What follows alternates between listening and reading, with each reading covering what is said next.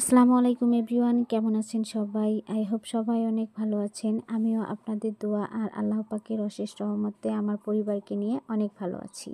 আজকে আমি আপনাদের মাঝে ঈদ স্পেশাল পারফেক্ট গরুর মাংস রান্নার সহজ একটি রেসিপি নিয়ে হাজির হয়ে গেলাম।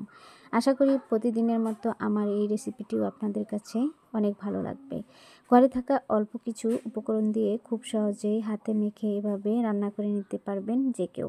চলুন আর কথা না বাড়িয়ে চলে যাই মূল রেসিপিতে।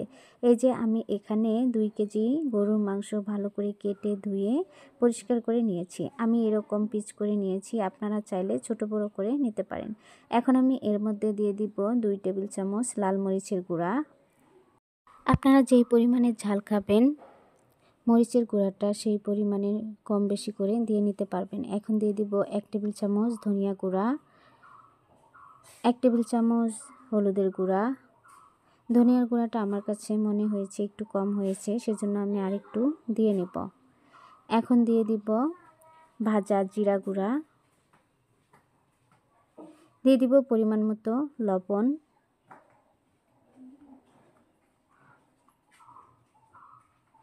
এই যে আমি এখানে রেডিমিক্স যে রাঁধুনি গরুর মাংসের মশলা পাওয়া যায় সেটা আমি নিয়েছি। এখান থেকে আমি 2 টেবিল চামচ দিয়ে দিব। আপনারা চাইলে ঘরে থাকা মশলা দিয়েও এই রান্নাটি করে নিতে পারবেন। এখন আমি এইখানে নিয়েছি, দেখুন, দারচিনি, এলাচ, লবঙ্গ আর গোলমরিচ সবগুলো দিয়ে দিব। 3টা তেজপাতা আমি মাঝখানে ছিঁড়ে নিয়েছি, সেটা দিয়ে দিব। এখন আমি এর মধ্যে দিয়ে দিব 2 টেবিল চামচেরও বেশি আদা রসুন বাটা।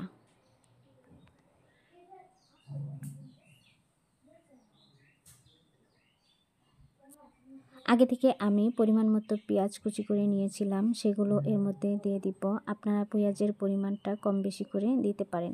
গরু মাংসের মধ্যে যদি পেঁয়াজের পরিমাণটা একটু বাড়িয়ে না দেওয়া হয় তাহলে কিন্তু খেতে তেমন ভালো লাগে না। দিয়ে দিলাম পরিমাণ মতো তেল। তো আজকে রান্নাটা হাতে মেখে করে নিব। এভাবে হাতে মেখে যদি গরুর মাংস রান্না করা যায় তাহলে কিন্তু খেতে অনেক ভালো লাগে। অনেকেই অনেকভাবে গরুর মাংস রান্না করেন, তবে এই প্রসেসে যদি একদিন ট্রাই করেন তাহলে দেখবেন খেতে অনেক ভালো লাগবে, আর একবার খেয়ে দেখবেন বারবার খেতেই মন চাইবে। একদম পারফেক্ট আর ইউনিক একটি গরুর মাংস রান্নার রেসিপি নিয়ে আপনাদের মাঝে হাজির হলাম। আশা করি আমার রেসিপিটি আপনাদের কাছে ভালো লাগবে।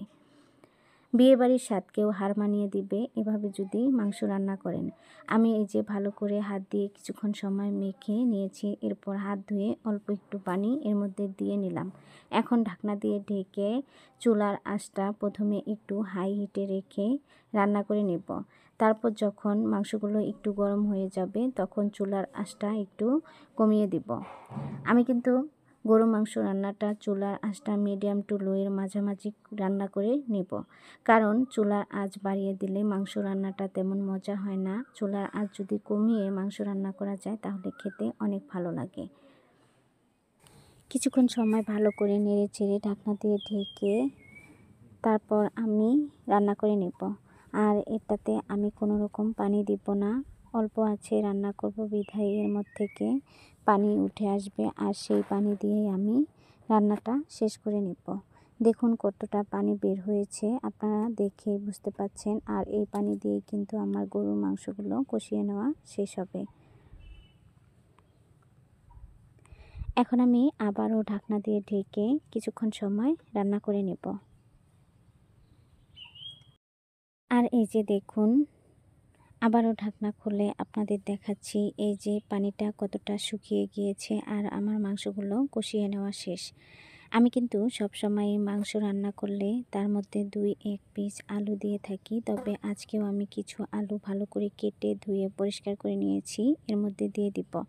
আমার বাচ্চারা সবসময় আলু খেতে পছন্দ করে মাংসের সাথে, সেজন্যই আমি মাংসের মধ্যে আলুটা দেই।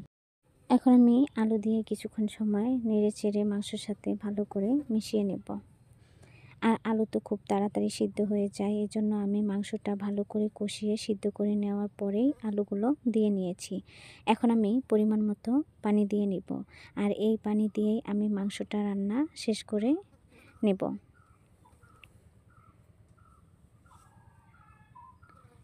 দেখুন আমি কতটুকু পানি দিয়েছি। এখন ঢাকনা দিয়ে ঢেকে কিছুক্ষণ সময় রান্না করে নেব।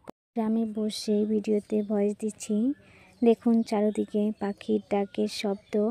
আর আপনাদের যদি আমার ভিডিওতে বুঝতে কোনো সমস্যা হয় তাহলে কিছু মনে করবেন না। দেখুন আমার রান্নাটা ডান। এখন আমি রান্নাটা শেষ করে নামিয়ে নেব। আমার রেসিপিটি আপনাদের কাছে কেমন হয়েছে আশা করি ভালো লেগেছে। ভালো লাগলে ভিডিওতে একটা লাইক দিবেন আর গঠনমূলক একটা কমেন্ট করবেন। আপনাদের লাইক কমেন্ট আমার ভিডিওটি অন্য সকলের কাছে পৌঁছাতে অনেক সাহায্য করবে। আর আমার চ্যানেলে যদি নতুন বন্ধু হয়ে থাকেন তাহলে চ্যানেলটি সাবস্ক্রাইব করে দিয়ে আপনাদের ফ্রেন্ড এবং ফ্যামিলির সাথে শেয়ার করতে ভুলবেন না। আর যারা আমার পুরাতন বন্ধু আছেন তাদেরকে অসংখ্য ধন্যবাদ আমার ভিডিওটি দেখার জন্য। ভিডিওটি আর বেশি বড় করব না, আজ এ পর্যন্ত। সবাই ভালো থাকবেন, সুস্থ থাকবেন। আবারও কথা হবে অন্য কোনো ভিডিওতে। আল্লাহ হাফেজ।